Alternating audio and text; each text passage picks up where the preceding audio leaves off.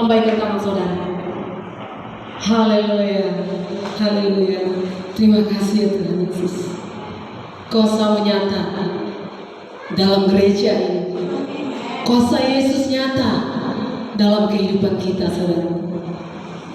Shalom. Gimana kabarnya saudaraku? Yes, yes, yes, gitu ya. Yes, yes, yes. Ayo satu dulu ya. Yes, yes, yes. Haleluya, gitu. Anak Tuhan harus semangat, saudaraku, ya.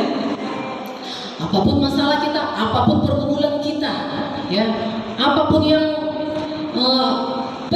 penyakit, semuanya kita percaya, kita imani, saudaraku, ya.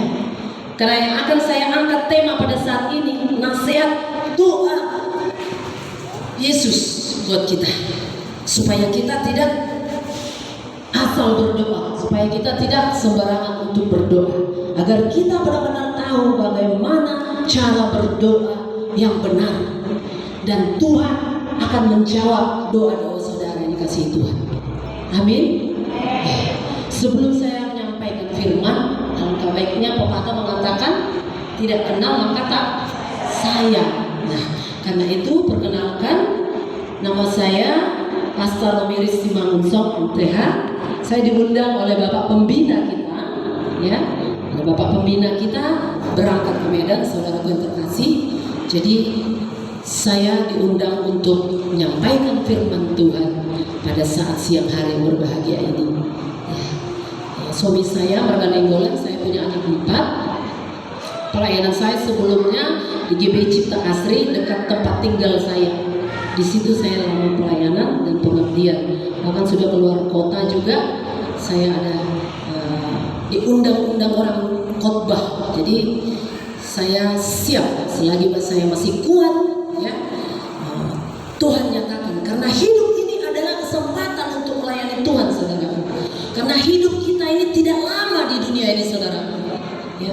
Karena firman Tuhan di kitab Mazmur dikatakan 70-80 tahun kita bisa bertahan, ya, akibat dosa. Lain kalau zaman dahulu 700 bahkan 100 tahun para nabi-nabi kita sebelumnya di perjanjian lama, ya. Jadi karena dosa kita sehingga kita 70-80, kalau sudah 90 tahun itu sudah kesukaran, penderitaan yang dialami, saudara, ya. Karena itu, ya, ini waktunya, ini saatnya, saat sekarang inilah saudara menentukan untuk keselamatanmu kelak, ya. Setelah kita mati, kemana saudara, ya. Karena itu luangkan hatimu, buka hatimu untuk Tuhan, supaya apa? Supaya engkau mendapatkan tempat di Yerusalem baru, supaya engkau menjadi penghuni Yerusalem baru, supaya keselamatan itu pada dalam hidup engkau menjadi pewaris kerajaan Allah. Amin. Ini saudaraku, jangan main-main dengan hidup ini. Apalagi sekarang ini COVID, saudaraku, COVID, ya. Tiap hari kita lihat, innalillahi, ya, kita bersyukur. Jangan ada yang mengandalkan kekuatannya sendiri. Kalau engkau ada di sini, semuanya itu berkat kemurahan Tuhan, berkat kebaikan Tuhan. Ya. Gunakan waktumu yang ada. Saya bukan menakut-nakuti saudara, ya. Karena kita tidak pernah lagi akan terulang. Di Mazmur 37 itu dikatakan, dahulu aku muda, sekarang menjadi tua. Apa maksudnya di situ, saudaraku? Ya, kesempatan untuk muda itu tak akan terulang lagi, saudaraku. Ya, kesempatan untuk kita waktu SMA dulu tak akan terulang lagi. Kalau dulu saudara cantik, sekarang sudah mulai keriput. Nah, itu tandanya apa? Terjadi perubahan. Makanya kita pemazmur itu dikatakan, kalau sekarang kita sudah mulai hidup di dalam roh dan kebenaran akan firman Tuhan di Roma 8 itu, saudaraku, engkau pertahankan itu, ya. Bukan iman itu bim salah bim, iman itu dipelihara, ya. Jangan engkau menjauh dari peribadatan, saudara. Supaya apa? Iman kita terpelihara oleh Tuhan. Iman kita ada perubahan. Mulai dari waktu kita muda, paling tidak step by step ada perubahan. Ya. Ada yang harus kita capai supaya kita menjadi pewaris kerajaan Allah. Amin saudaraku. Gitu saudaraku ya. Nah, karena itu saudaraku, ini firman pesan Tuhan pada kita pada siang hari ini. Mari kita buka pada kitab Mazmur, Markus, saudaraku yang terkasih. Markus 11 ayat 20 sampai 26. Markus 11 ayat 20 sampai 26. Tolong ditampilkan. Oke, baik. Kita baca bersama-sama, kita bangkit berdiri, kita hormati firman Tuhan saudaraku yang terkasih. 1, 2, ya. Nasihat Yesus tentang doa. Pagi-pagi ketika Yesus dan murid-muridnya lewat, mereka melihat pohon ara tadi sudah kering sampai ke akar-akarnya. Maka teringatlah Petrus akan apa yang terjadi. Lalu ia berkata kepada Yesus, "Rabi, lihatlah pohon ara yang kau kutuk itu sudah kering." Yesus menjawab mereka, "Percayalah kepada Allah.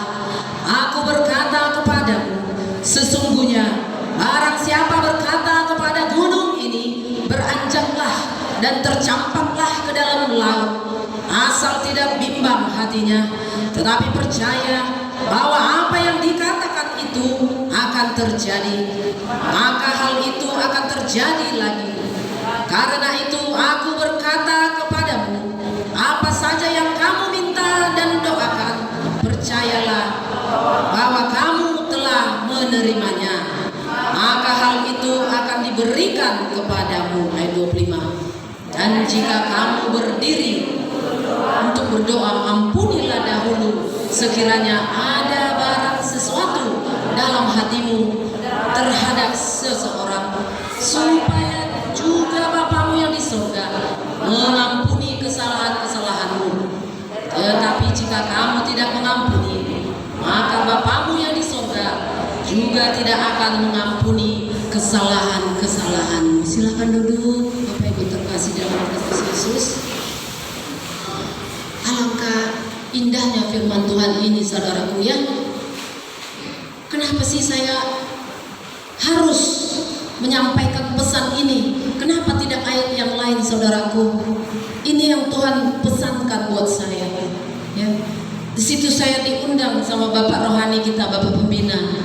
"Tuhan, yang mana yang mau saya sampaikan?" Ternyata ini yang Tuhan bisikkan ya.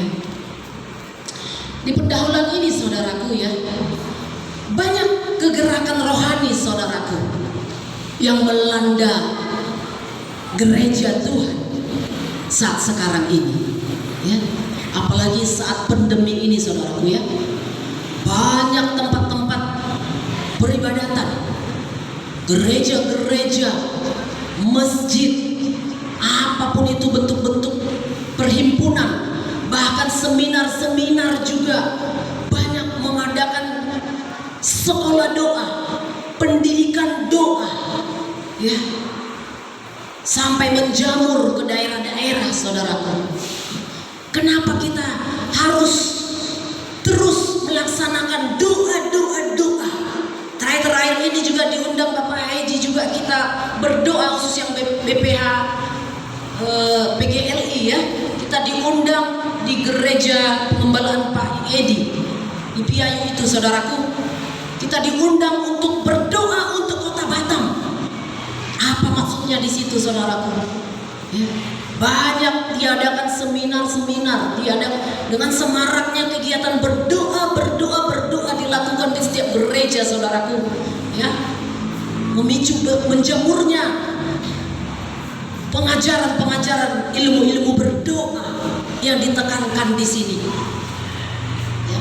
Lalu apa maksud daripada Markus 11 ayat 20 sampai 26 ini saudaraku ya? Saya akan angkat temanya saudaraku, nasihat Yesus tentang doa. Itulah menjadi tema kita pada siang hari yang bahagia ini saudaraku ya. Kenapa Yesus menasihati secara praktis di ayat ini saudaraku? Perihal bagaimana kita seharusnya berdoa yang benar, agar doa-doa kita Tuhan jawab dengan cepat. Apa sih nasihat itu? Kuncinya hanya dua saudaraku ya. Perhatikan ayatnya saudaraku ya. Perhatikan ayat 20 itu, cermati ya. Pagi-pagi ketika Yesus dan murid-muridnya lewat, mereka melihat pohon ara tadi sudah kering sampai ke akar-akarnya saudaraku ya. Maka teringatlah Petrus apa yang terjadi. Lalu ia berkata kepada Yesus, "Rabi, lihatlah, pohon ara yang kau kutuk itu sudah kering." Yesus menjawab mereka, "Percayalah kepada Allah. Aku berkata kepadamu, sesungguhnya barang siapa berkata kepada gunung itu, beranjaklah dan tercampaklah ke dalam laut, asal tidak bimbang hatinya, tetapi percaya bahwa apa yang dikatakannya itu akan terjadi, maka hal itu akan terjadi baginya. Karena itu aku berkata kepadamu, apa saja yang kamu minta dan doakan, percayalah bahwa kamu telah menerimanya, maka hal ini akan diberikan kepadamu." Apa yang saudara kutip di ayat 20 sampai 24 ini? Apa pesannya di sini saudaraku? Bagaimana Yesus mengajarkan kepada Petrus, diskusi dia kepada Petrus di sini saudaraku? Ya, kita cermati di ayat 20 sampai 24 tadi. Ya, apa yang menjadi kunci dalam berdoa? Ya, yaitu sikap percaya.